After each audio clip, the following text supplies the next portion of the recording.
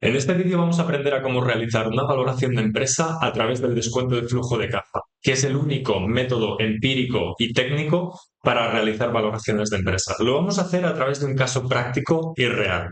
Utilizaremos la empresa Fluidra, que es una empresa que cotiza en la bolsa española en el IBEX 35, y lo que vamos a hacer es tomar el reporte o los estados financieros de los últimos ejercicios, concretamente unos 5 o unos 6, que lo vamos a descargar propiamente desde esta página web.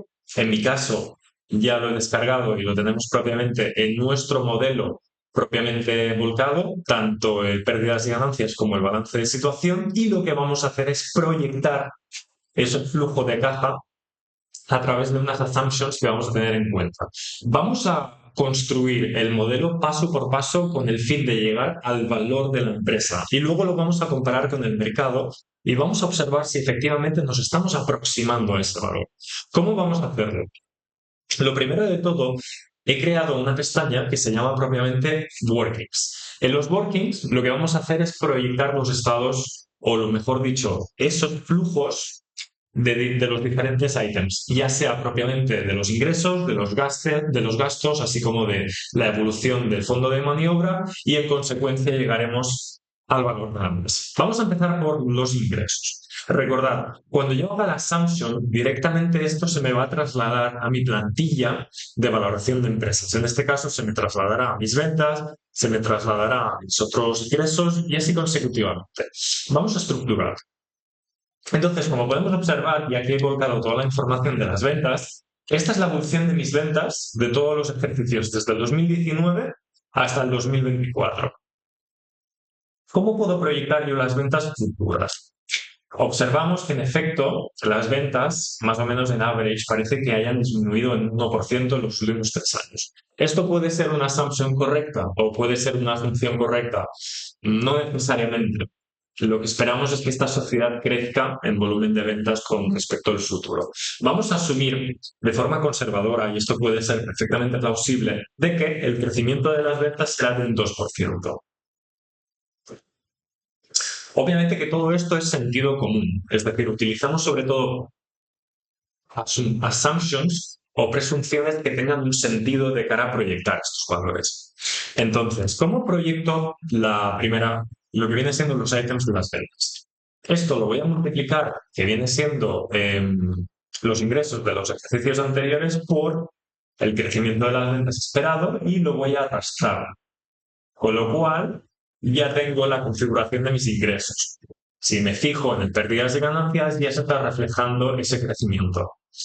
Ahora vamos a continuar con otros ingresos. Observamos que en este caso, si yo hago la media, más o menos es de un 5%. Puede ser perfectamente plausible, con lo cual en este caso sí que voy a utilizar la media de los últimos 3 años. No necesariamente tiene que ser esta assumption. Podemos utilizar otra que, bajo nuestro punto de vista, tenga pues un sentido común. Esto lo voy a trasladar en el tiempo y hago exactamente lo mismo. Multiplico otros ingresos del año anterior por el crecimiento esperado y esto lo voy a reflejar también. Por lo tanto, mi pérdida de ganancias en consecuencia también se está reflejando en otros ingresos, con lo cual vamos a continuar con el ejercicio. ¿Qué otros conceptos tenemos? Tenemos las capitalizations, o lo que viene siendo la activación de los costes, que posteriormente se van a traducir en incrementos de nuestro activo no corriente. Esto se suele hacer, por ejemplo, cuando tenemos un software y tenemos a unos developers que están trabajando en el software y, claro, el coste de sus salarios pues los podemos propiamente activar. Con lo cual eso se capitaliza. Y eso, a efectos contables, pues es un incremento del activo no corriente y a su vez es un incremento de un ingreso que no es monetario en nuestro P&L, en nuestro pérdidas y ganancias.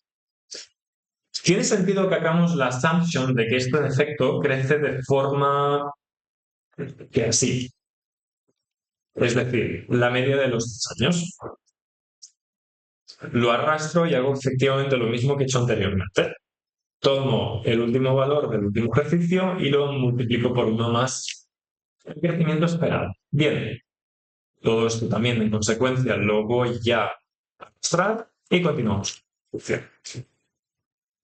¿Qué estamos viendo en supplies? Supplies es básicamente los aprovisionamientos, el coste de las ventas.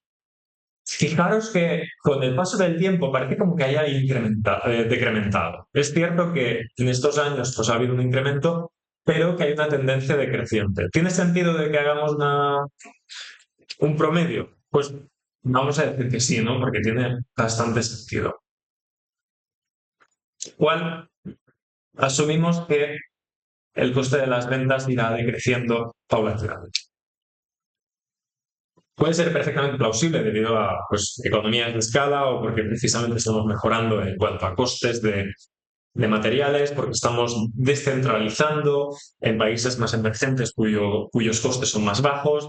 Todo esto lo podemos tomar como assumptions. En efecto, sobre todo no se trata de cuán accurate o cuán ajustados sean los resultados de las proyecciones, sino entender el concepto de cómo valorar una empresa. Con lo cual todo esto me lo llevo y lo arrastro. En definitiva, si me vuelvo al P&L, pues obviamente puedo observar que en efecto estos flujos también se están propiamente plasmando en pérdidas de ganancias. Ahora que he hecho los supplies, las capitalizaciones, así como las ventas, podría continuar con wages and salaries, son los salarios. En este caso, pues me voy a la parte de abajo. Fijaros aquí, y esto lo he dejado de forma desglosada, pero esto no necesariamente es correcto. Dado que no disponemos de la información segregada de los costes salariales, sino que lo tenemos en un único ítem, en el wages and salaries, vamos a tomar conforme la assumption va a ser propiamente la misma, es decir, los últimos 3 años en cuanto a media. Y tiene bastante sentido de que pues, los salarios incrementen un 5 o 4%. Con lo cual hago exactamente lo mismo aquí. Esto lo arrastro y ya lo tendría.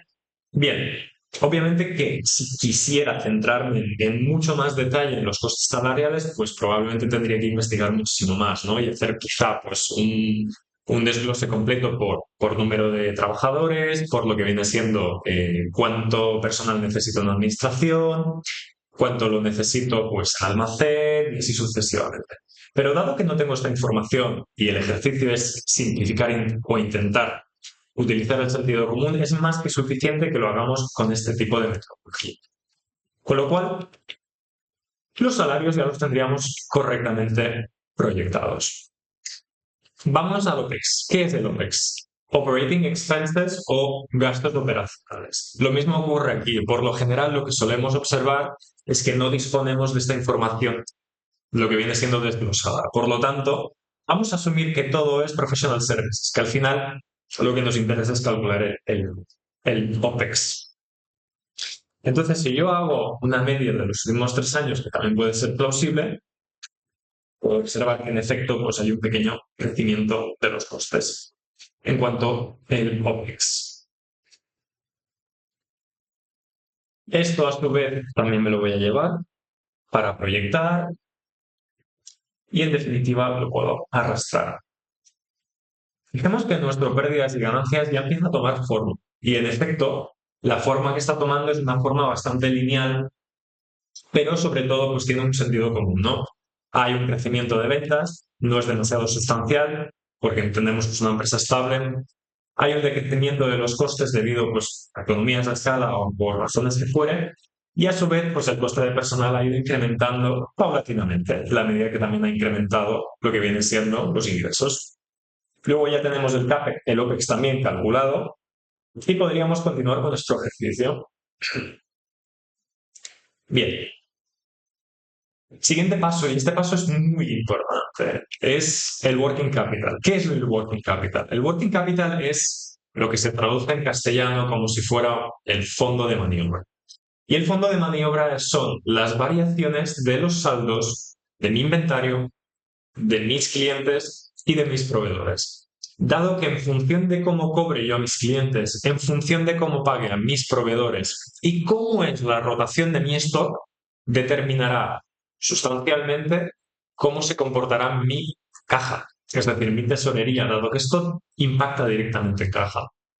Entonces, para resolver esto, lo hacemos siempre del mismo modo. En valoración de empresa solemos utilizar la siguiente ecuación. Decimos, ok, fijaros que la rotación de la rotación del inventario se ha comportado de un modo bastante similar. Yo podría decir, bueno, asumo que más o menos estarán 178, 180 días. Tiene bastante sentido, ¿cierto? Ahora, ¿cómo calculo el saldo de mi inventario? Porque más o menos se ha mantenido con el tiempo, pues, de un modo bastante lineal. Entonces, para hacer la ecuación, lo que tomo son los días de la rotación de los inventarios, lo multiplico por menos, en este caso me voy al P&L, y lo multiplicaré por mi coste de ventas, mis supplies. Cierro paréntesis, lo pongo en negativo para dejarlo en positivo y lo divido entre 3. Con lo cual podemos observar que, en definitiva, estos han sido mis saldos proyectados de mi inventario. Y tiene bastante sentido porque fijaros que en la medida que hemos decrementado los costes de las ventas, lo que viene siendo la rotación del inventario o lo que viene siendo lo mismo, los saldos han ido decreciendo con el tiempo. Y esto tiene total sentido del mundo. Otra cosa que tenemos que tener en cuenta, la rotación, o mejor dicho, los días de cobro de mis clientes. Fijaros que más o menos la empresa ha sido bastante estable en los últimos 3 años en cuanto a cobrar a los clientes. Ha sido aproximadamente de unos 40 a unos 50 días. Y se ha mantenido así. Por lo tanto, entendemos que hacer un average será más que suficiente para estimar el saldo de mis clientes. ¿Cómo calculamos el saldo de los clientes? Pues utilizando una ecuación muy similar, y es tomando la rotación o los días de cobro de mis clientes, me voy a mis pérdidas y ganancias, me voy a mis ingresos y lo divido entre los precios. Con lo cual tiene todo el sentido del mundo de que estos son lo que viene siendo los saldos de mis clientes. Hasta aquí hemos hecho dos partes fundamentales, que es saldo de mis inventarios y saldo de mis clientes. ¿Qué nos queda por realizar? El cómo estamos pagando a nuestros proveedores. Que si os fijáis, pues más o menos también ha tenido una tendencia similar. Por lo tanto, puedo utilizar el average, y tiene todo el sentido del mundo, para estimar cuáles son los días de pago de mis proveedores. En este caso, pues unos 150 o 160. ¿Cómo lo calculo? Caso similar. Esto lo multiplico por menos el coste de las ventas, que lo tengo aquí, sobre todo a partir del año proyectado, y lo divido entre 300.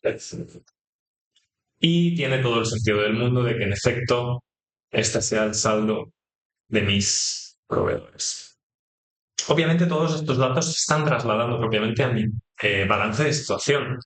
Hemos calculado lo que viene siendo el saldo de los clientes. Hemos calculado el saldo del inventario y ya hemos calculado el saldo de mis proveedores. Con lo cual, esto ya tiene una afectación directa, es cierto, en el balance de situación, pero también la tiene en mi cash flow. El cash flow ya os he enseñado en otro vídeo cómo calcularlo y cómo estructurarlo en función de pérdidas y ganancias y el balance de situación. Aquí los cálculos están propiamente automatizados, con lo cual no hay que hacer absolutamente nada, dado que lo único que nos interesa es sobre todo rellenar los workings. Eso es fundamental. Y ya vemos cómo se está comportando mi cash flow con el paso del tiempo. Por supuesto que no ha finalizado el ejercicio. He hecho la parte más elemental de la proyección de mi P&L y un poco el working capital, que esto, en suma, es una de las cosas más importantes de cara a valorar una empresa, por supuesto. Pero nos queda hacer muchas cosas más. Vámonos a la parte del CAPEX y las depreciaciones. ¿Qué es esto del CAPEX? El CAPEX, como sabéis, es el Capital Expenditure en inglés. En español sería algo así como la adquisición de nuevos activos, es decir, la salida del flujo de caja por adquirir nuevos activos. Obviamente es un componente fundamental en valoración de empresas, sobre todo en función de si la empresa a lo mejor se dedica a hacer lo que hace Fluidra, que en este caso es piscinas, wellness o todo lo relacionado con los circuitos de agua, es bastante industrial, por lo tanto, conviene proyectar CAPEX, conviene proyectar los assets, a lo que se dedica precisamente a esto. ¿Cómo lo vamos a hacer? Lo vamos a hacer del siguiente modo. Lo primero que tenemos que determinar es, ok, ¿cuáles han sido mis ventas? Las ventas ya las he proyectado, con lo cual ya las tengo fijadas aquí. En este caso lo he puesto automático, pero lo podéis poner desde aquí. ¿Vale? Entonces, esto simplemente lo arrastramos, que ya estaba hecho. Y ahora sí, una cosa importante aquí es ratio CAPEX versus turnover, o lo que viene siendo lo mismo. CAPEX, que son los activos o lo que me cuesta a mí, lo que me gasto en activos, con respecto a lo que yo estoy ingresando. Fijaros de aquí. Básicamente me dice, ok, el 9% es que de todos mis ingresos yo me estoy gastando en CAPEX un 9%. Entonces, de media, más o menos ha sido de un 8%. Con lo cual, tiene bastante sentido decir, vale, voy a utilizar la media de los últimos 3 ejercicios para determinar cuánto me voy a gastar en CAPEX. Entonces, ¿cómo determino el CAPEX? Pues el CAPEX básicamente multiplico lo que viene siendo las revenues, mis ingresos, por la ratio de CAPEX versus turnover que acabo de calcular. ¿Qué me queda por hacer? Las depreciations. ¿Cómo puedo calcular las depreciations? Pues básicamente teniendo en cuenta el peso. ¿Y el peso cómo lo calculo? Fijaros que las depreciations anteriores las estoy tomando de datos históricos. Y me está diciendo, bueno, más o menos el peso ha sido de un 8%.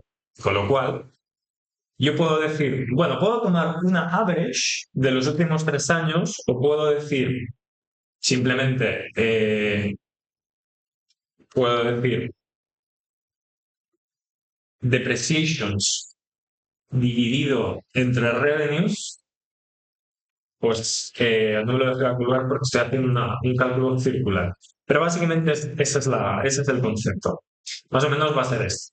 De un 7, cual tiene bastante sentido que hagamos esta sección. Fijaros que en la medida en la que me gasto más CAPEX, me incrementa mis activos y por lo tanto tengo un mayor impacto en mis depreciations o mis amortizaciones, en mis pérdidas y ganancias. Al haber calculado esto, pues obviamente si ya se me está arrastrando también a su vez a mis amortizaciones, ya lo tengo todo calculado, con lo cual puedo continuar con el ejercicio. Otro paso muy importante es el siguiente. Aquí ya tengo calculado el balance final o el saldo final de mis activos no corrientes. Con lo cual aquí lo que hago es, ok, balance inicial, el del año anterior, que es el final, cojo el CAPEX, que lo tengo aquí arriba, con lo cual simplemente lo puedo arrastrar, ¿vale? Cojo también lo que viene siendo las depreciations, que ya las tengo vinculadas a mis pérdidas y ganancias. Esto también lo voy a arrastrar para hacerlo bien. Y lo que hago es lo siguiente. Tomo el balance inicial, le resto el CAPEX porque realmente tiene que sumar, un tanto lo resto, y le sumo para que reste, porque esto lía un poco, las depreciaciones matemáticamente. ¿De acuerdo? Entonces, como podemos observar, con el paso del tiempo hemos incrementado de forma no muy significativa, pero un poquito el saldo final de mis activos no corrientes. Recordad, todo esto sale del balance de situación, que lo tengo aquí. Si os fijáis, aquí no lo he desglosado, es como si he tomado los dos items de aquí, tanto los intangibles como el property, directamente para hacer la simplificación, pero está igualmente correcto. ¿Ok? Continuando con el ejercicio, tenemos exactamente lo mismo aquí. Final balance loan. Esto es básicamente, esto es, este 1.259.810 sale de aquí. Si nosotros nos vamos al activo no corriente, sale de esta partida de aquí, que también no la he desglosado. La podríamos desglosar y hacer muchas más assumptions, pero dado que esto no es objeto de este vídeo, queremos simplificar y hacer entender cómo proceder a valorar una empresa con esta simplificación. Con lo cual, hago exactamente lo mismo aquí. Tomo el saldo final del año anterior. Aquí digo, vale, inflows, loans. Esto es básicamente, si yo supiera cuál es el comportamiento de los pagos de los préstamos, podría, lo que viene siendo, proyectar cuánto estoy repagando de los préstamos. Pero dado que no tengo esa información o la puedo tener, por ejemplo, en la memoria de cara a poder hacer la evaluación, voy a hacer una assumption sencilla. Voy a decir, bueno, a lo largo del tiempo, ¿cómo se ha comportado mi préstamo de media? Con lo cual tomo también la media de los últimos 3 años y digo, bueno, pues 16%. No. Y simplemente lo proyecto. El año anterior multiplicado por uno más los crecimientos de estos saldos y me lo llevo aquí. Directamente lo puedo hacer así de sencillo. A ver, podría decir, bueno,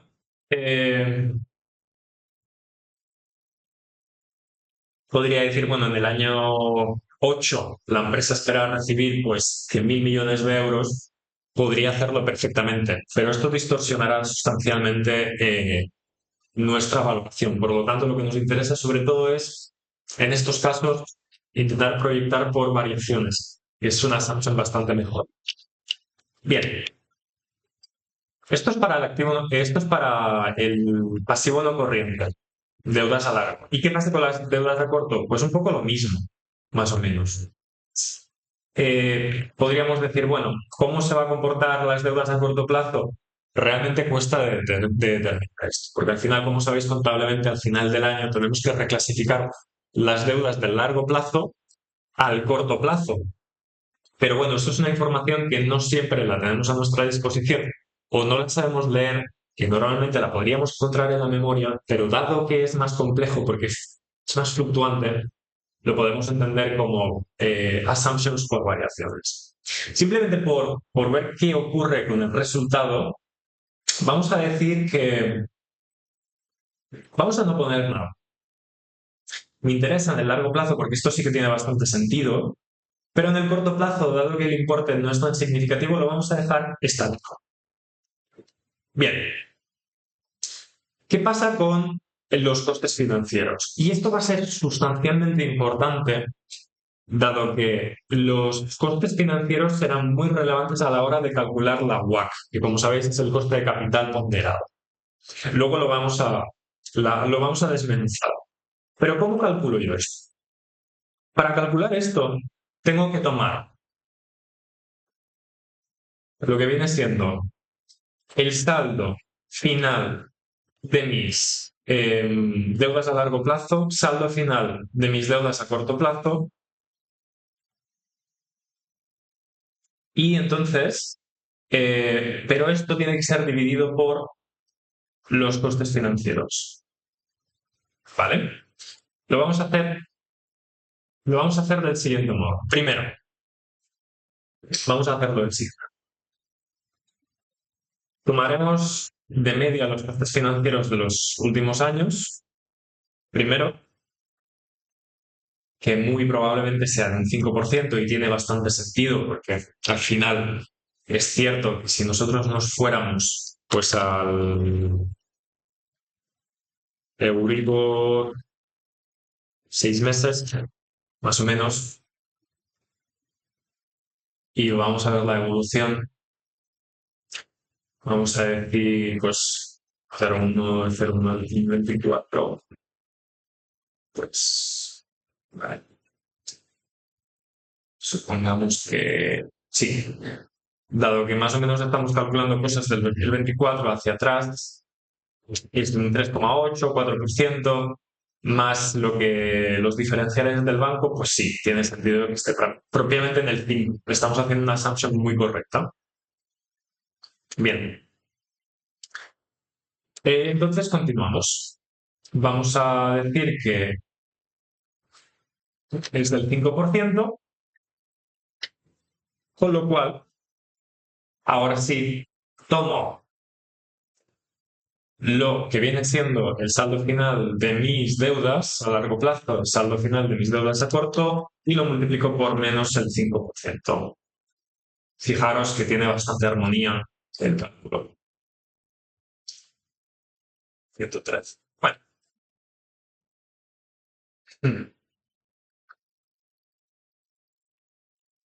Bien. Luego lo podemos revisar, ¿eh? Pero vamos a suponer que esto es correcto. Siguiente paso. El resultado. ¿Qué ocurre con el resultado del ejercicio? Como sabéis, al cierre del ejercicio, normalmente a 31 de diciembre del 2000, lo que sea, imaginaros 2024, esto realmente es 2024, ha sido de 142.057 euros. ¿El resultado del ejercicio se distribuye en ese mismo año? La respuesta es no. Se distribuye en el siguiente año, cuando es la junta de los accionistas o la junta del board, normalmente los 6 meses posteriores al cierre del ejercicio. Por lo tanto, normalmente esto va a ir a una variación de reservas en función de la distribución. Si el 100% de la distribución va a reinvertir, pues entonces va el 100% a reservas. De ahí a que lo estoy linkeando en el año siguiente. Porque este saldo incrementará el valor de las reservas. ¿Es 100% cierto de que todos los resultados van a reservas? No necesariamente, porque en el caso de Fluidra, pues, por ejemplo, también se han repartido dividendos, ¿no? Pero bueno, supongamos que esa es la assumption, supongamos que es el 100%. Con lo cual, ya tengo mis reservas o el saldo de las reservas correctamente identificado. Siguiente paso. Capital. Todo esto viene propiamente del balance de situación, concretamente del patrimonio neto, que ya está vinculado. Fijaros que en los últimos años no se ha producido ningún acontecimiento de incrementos de capital, por lo tanto vamos a deducir que no se producirá ningún incremento de capital. Y lo mismo ocurre con el share premium, o lo que viene siendo lo mismo, la prima de emisión.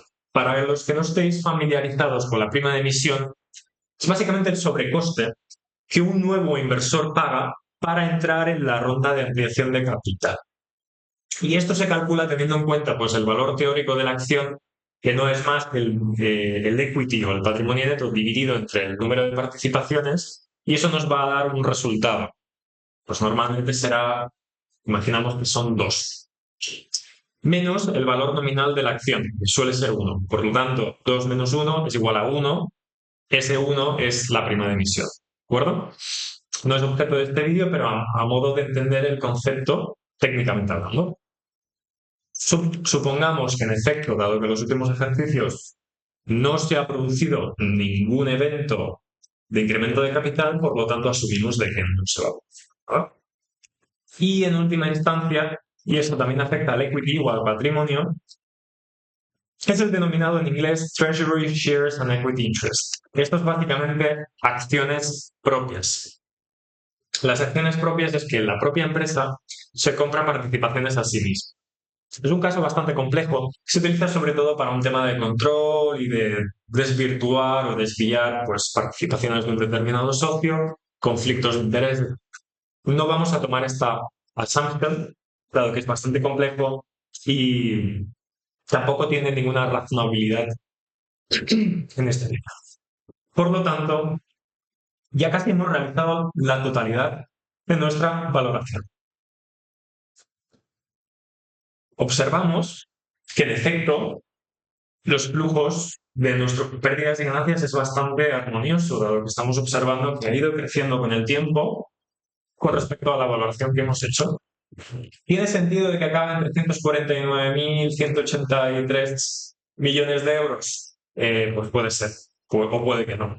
Pero lo cierto es que tiene una armonía y más o menos con los datos que hemos ido proyectando, pues tiene un sentido común el haber hecho esta valoración. ¿Cuál es el siguiente paso que tenemos que tener en cuenta? Tenemos que calcular lo que viene siendo el modelo KPM. Si bien es cierto que Pablo Fernández en sus postulados no le gusta mucho el modelo KPM porque es bastante distorsionador y es un modelo relativamente estático que no tiene en cuenta pues bastantes variables, es cierto que va en cierta medida bien a la hora de determinar el coste de capital. Nosotros lo vamos a utilizar a efectos teóricos. ¿Cómo vamos a calcular el coste del capital? Pues el modelo KPM nos lo dice claramente, ¿no? Es decir, ¿qué es el KPM o el CAE? Es RF, que es el activo sin riesgo, normalmente suele ser bonos del Estado, y concretamente si estamos en Europa, pues utilizaremos el bono alemán, que si queréis directamente también lo podemos proyectar, podemos poner el bono alemán 10 años,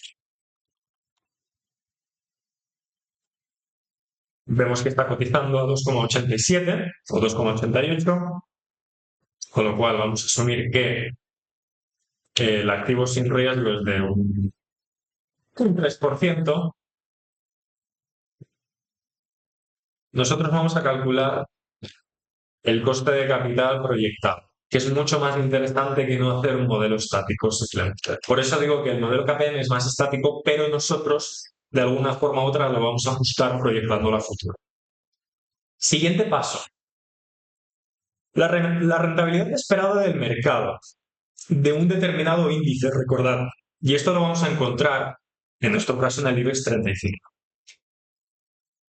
Si no sabéis cómo buscarlo y os resulta complicado el hecho de determinarlo, tenéis múltiples páginas para buscarlo.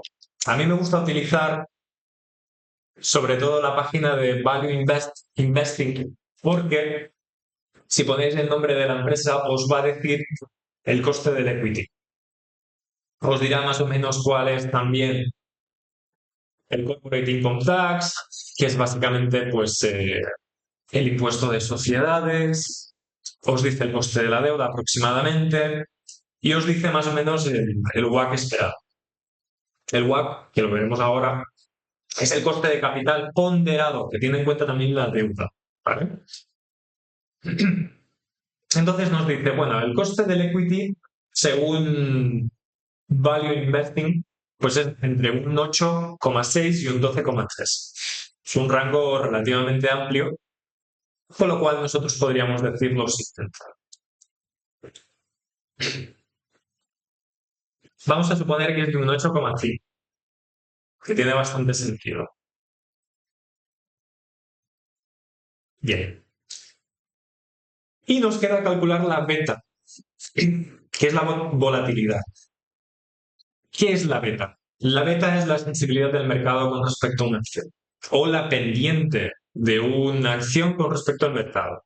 Y nos dice básicamente el riesgo sistemático de la empresa. Podemos calcularlo haciendo la pendiente. Eso implicaría tomar todas las variaciones históricas del IBEX 35, tomar todas las variaciones históricas de la acción de Fluidra, hacer la pendiente y eso nos dará la beta, que estará entre 1 menos 1, superior a 1 e inferior a 1. Si es superior a 1, implicará que propiamente si el mercado pues crece en un 7%, pues nuestra sociedad lo hará un poquito más, Fluidra lo hará un poco más. Entonces tiene un poquito más de riesgo. No necesariamente implica que es peor o mejor, simplemente que es más sensible. Para determinar la beta y no estar haciendo cálculos complejos, nos podemos ir propiamente a lo que viene siendo la página web de Adamodar y aquí vamos a encontrar todas las betas que creamos oportunos. Para nuestro caso, fijaros que aquí tenemos diferentes sectores. Podríamos tomar el siguiente sector. Vamos a poner machinery. Y nos dice que la beta es de 1,07%. ¿Qué implica que la beta sea de un 1,07%? Pues implica que básicamente que si el mercado crece un poco, pues nuestra empresa crecerá más. Si el mercado cae, nuestra empresa caerá más. Básicamente nos está diciendo eso. Es la sensibilidad del precio de la acción con respecto a su índice. Entonces supongamos que es de 1,07, lo arrastro y ya tengo mi modelo KPM creado o mi KM. Es decir, mi coste de capital es prácticamente de un 9% y tiene mucho sentido que sea así. Por lo tanto, esto es lo que vamos a agregar a nuestra WACC. Recordad, este weight cost of capital, average cost of capital, o mejor dicho, coste de capital ponderado, es lo que tendremos que calcular a continuación. Y lo vamos a tomar de aquí. Es decir, lo vamos a tomar propiamente de nuestro equity y nuestro pasivo. Lo que tengo que hacer es primero, tengo que tomar los pesos de mi equity con respecto al total de equity más pasivo. Entonces esto ya está calculado, pero bueno, lo calculo para que sepáis cómo hacerlo. Y en última instancia, esto para dejarlo bonito, por eso se dice que lo tengo que ponderar, ¿no? Porque básicamente este 48% lo tengo que multiplicar por mi coste de la deuda, que lo tengo en workings, que lo tengo en financial ratios, perdón. Entonces la ponderación real no es de un 9, sino que es de un 4, porque el peso del equity es de un 48% con respecto a su total. ¿Se entiende el concepto ahora mejor? Dado que sería muy arbitrario decir que el coste real de la WACC es de un 8%. No es de un 8%, dado que tenemos que tener en cuenta la ponderación, es decir, el peso que tiene el equity con respecto a su masa total. Y lo mismo tenemos que hacer con el activo no corriente y el activo corriente.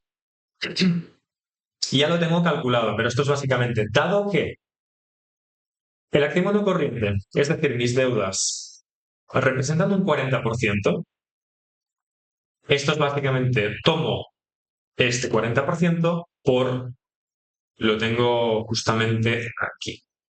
Financial ratios. Lo tengo aquí. ¿Qué es el coste de la deuda? El coste de la deuda ya lo hemos calculado antes. Si bien es cierto que no lo he vinculado, el coste de la deuda asumimos que viene de aquí, de los workings. Aquí. Bien. Por lo tanto, volviendo a mi WACC, también tendría que hacer la del activo, la del pasivo corriente, que es básicamente el 12, multiplicado por este tipo. Y esto sería mi WACC. Mi WACC es un 7,54%. ¿Cómo hemos llegado a este resultado? Primero, porque tengo que llegar al coste de mi capital, que es de un 4. Luego tengo el Corporate Income Tax, que es básicamente el impuesto a sociedades. Por lo tanto, lo que tengo que hacer es, tomo, y esto no es correcto, tengo que tomar esto más esto multiplicado por 1 menos 0,25 porque asumimos que el impuesto a sociedades es del 25%. O lo pongo por aquí. Por lo tanto, mi WACC es de un 6,28%, que es el coste de la deuda más el coste del capital más el coste de la deuda, quitándole el impuesto de sociedades. Y aquí hago exactamente lo mismo. Tomo este 4%, tomo este 4%, este 5%, en este caso tomo el 5%, tomo el 5%. Bien, y lo mismo. Vale, vamos a dejarlo así. Más o menos de modo conceptual, ya se explica de que la WACC está en un 6,5% aproximadamente. ¿Cuál es el último paso? Y este es bastante importante. Pues vamos a estructurar el valor de la empresa. Vamos a hacer los flujos de caja descontados.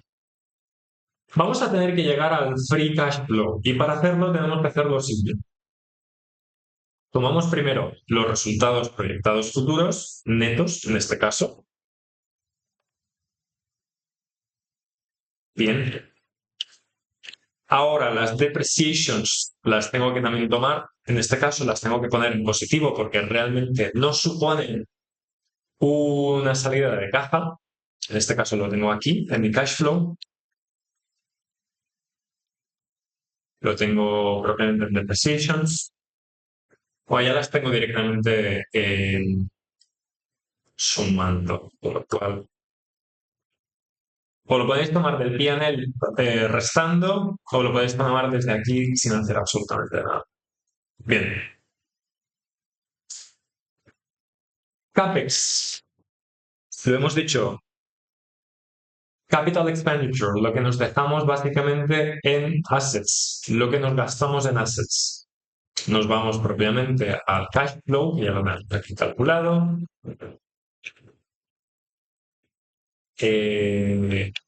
Nos vamos al CAPEX.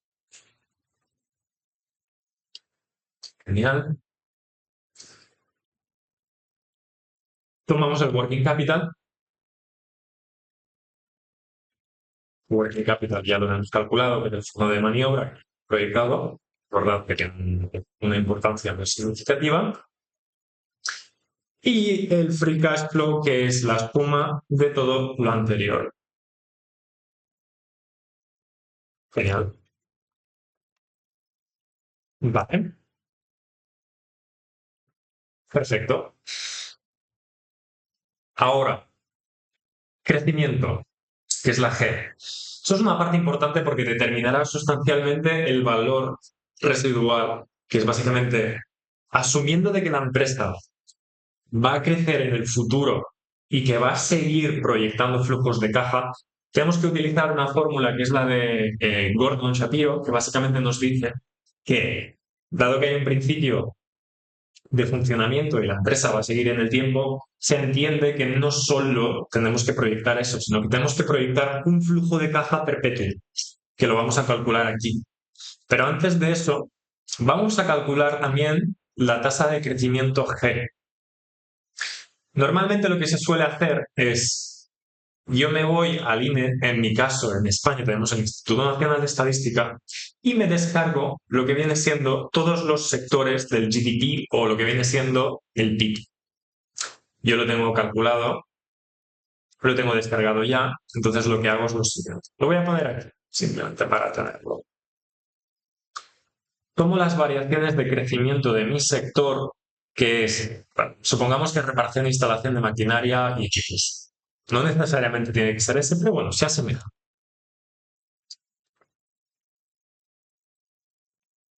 Y digo, ¿cómo ha crecido en los últimos años esto? Para ser conservadores vamos a tomar todos estos años de aquí y más o menos pues ha sido de...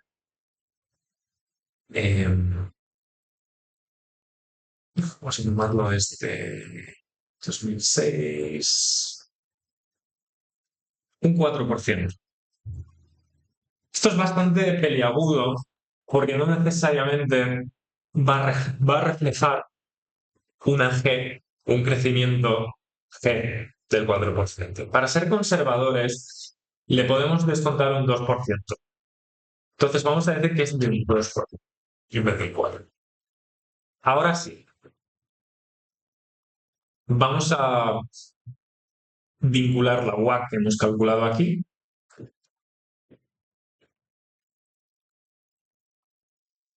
La tenemos aquí propiamente.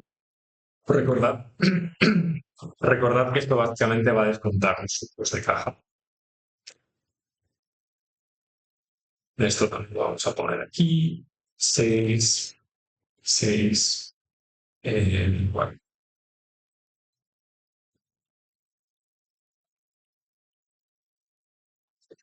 Yo, bueno, y básicamente va a ser más o menos la misma.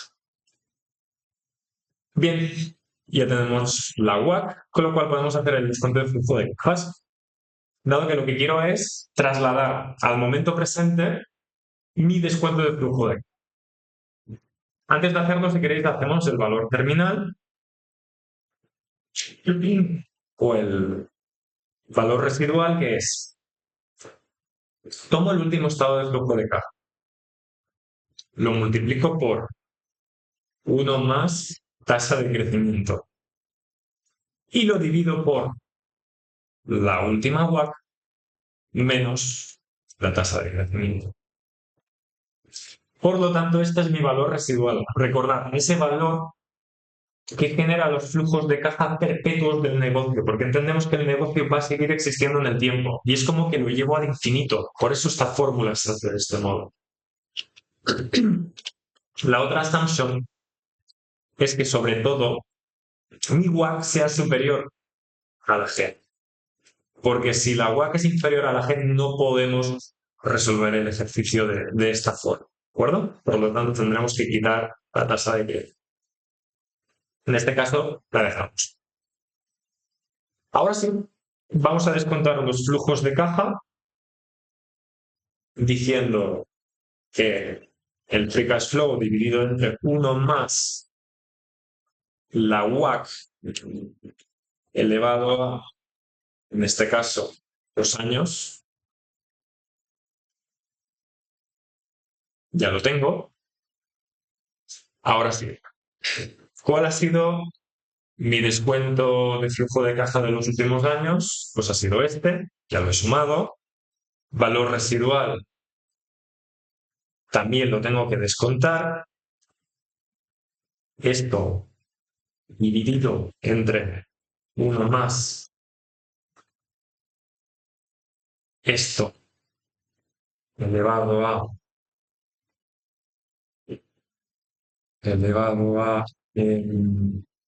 6 me da este valor. Entonces, continuando con el ejercicio, tengo lo siguiente. Bien, tengo por un lado los descuentos de flujos de caja, tengo el valor residual. Ahora tendría el valor de la compañía, pero no he acabado aquí.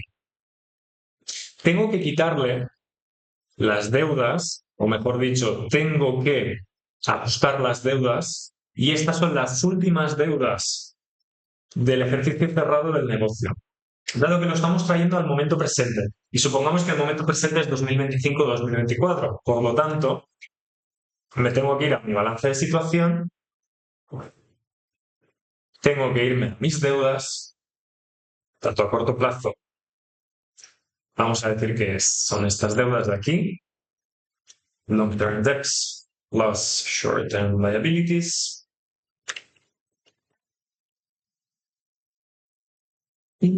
Ahora sí, 5.307.049. Recordad que esto luego lo tenemos que transformar, porque están miles de euros. Por eso luego tenemos que tomar el número de las acciones que ya estaba aquí, lo divides entre 1.000, porque están miles de euros, y ya tendrías propiamente el valor de la empresa por acción, porque el valor de la empresa por acción no es más tomando el valor enterprise value dividido entre el número de las participaciones, con lo cual nos da 27,16.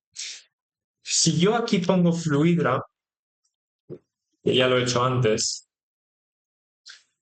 y me voy a insertar, me voy propiamente a insertar, me voy a Data y me voy a Stocks. En este caso no me lo está tomando, pero si ponéis este nombre de aquí y le dais a Stocks